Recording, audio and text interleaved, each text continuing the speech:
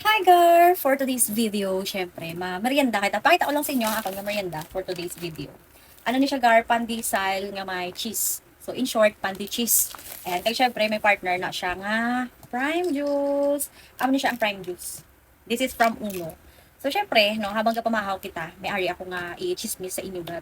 So I don't know kung nabalitaan nyo na ni or ginbalita na, wala ko kabalo. Kay ang scenario nga ni natabo kagina lang kaaga. Yan. So, may kwento ako sa inyo. Short story lang man. So, kagina sang aga, alas 4. Wait lang. Kagina sang aga-aga, alas 4. Bali, may nakitaan kami nga bata, dira sa gwa. Yes. Tama po yung narinig mo. May ginbilin nga bata, dira sa gwa, balay, sa ginatiniran ko subong. Amo ni siya ang kwento. Bali, diri dabi ako naga-dinner sa second floor. Tapos may mga nagastay da sa dalom nga mag-asawa. Ngayon, si tita, kagi na ko na sang aga-aga na bugtawan niya, nga dumi nagahibi ko ka kuring, abi niya kuring ang nagahibi. Tapos ginpukaw niya si tito. Sambal niya, lantawabi ang kuring dito, kay kagahod, sige hibi. Pero ako ya, wala ko ya may nabatian.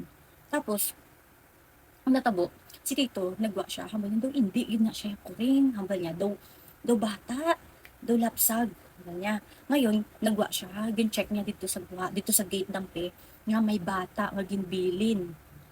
Yes, may bata nga ginbilin gar dira sa gate dapit. Pero sa sulod siya sang gate.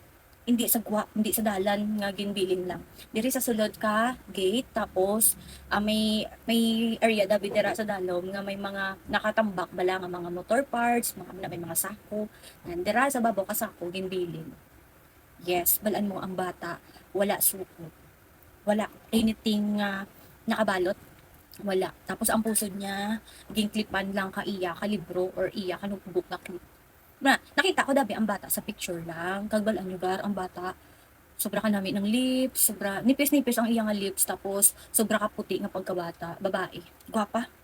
Oo, kaginagani, gina-joke nila ko, basi akon ko, no? Di paano, habal ko, ha? Paano maging akon? Nabag ko, pero pagkita ko sa picture mo ko, oo, kagwapa, gidman, daw kamukha ko gidman. Gin-joke ko ba sila, daw kamukha ko gidman, akon siguro ni. Tiyan mo na, pero, kidding aside, no, sobra kagwapa sa bata, naluoy, gid kaya sa bata. Kung pamangkuton nyo, din ang bata sa dito sa hospital. Wala lang ko kabalo kung diin siya ng hospital, yan, and basta nasa okay na sitwasyon or okay na nga kalagayan ang baby. Okay, pero ang about naman sa parents, sa nanay niya, is wala pa nabalaan kung sino ang nagbilin ka bata. Kay gin-imbestigahan kagina dire nga kin-check bala ang mga location, kung din may mga CCTV para at least bala makita ang babae kung sino nga nagbilin, so hindi pa makita. Amo pa na ang mga gina-check ka mga pulis. And natabo ina subong lang August 13, 2025 at 4 a.m. Yes, alas 4 sang aga-aga. Kagina lang gid. Okay, so ako naman, ang mahambal ko lang sa scenario nga natabo kagina is, siguro, dapat wala niya na ginubras ang babae. Diba? Kaya syempre, ginhimo yan mo. Diba? Yung kagustuhan niya gid na iya. Diba? Kagustuhan niya gid na iya nga magpatalik sa amigo niya or kusin o man nga lalaki. Kumbaga, kagustuhan niya gid na. Diba? So, amo na ang naging resulta. So, dapat panindigan niya. Hindi nga bayaan niya ng ang bata sa kundi indiin. Diba? Kaluoy, isang bata, ginadamay niya pa. Diba? So, ang ma-advise ko lang, kung sino man ang mga kababaihan nga nagalantaw sang video nga ni or kung ikaw is bata pa, dalaga ka pa, 'di ba? So dapat hindi mag-abot ang time nga himuon mo na.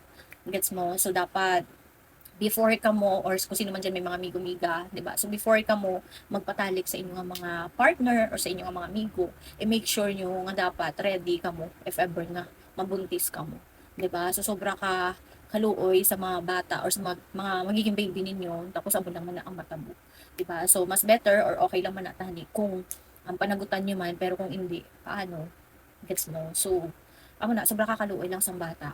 Basta, amo lang na ang update subong, wala pa nabalaan kung sino ang nagbilin kananay, amo pa na ang ginaimbestigahan nila. So, amo lang na, kwento ko lang sa inyo, ikaw be, ano ang magiging reaction mo sa gin-share ko nga chika sa inyo? Comment down below.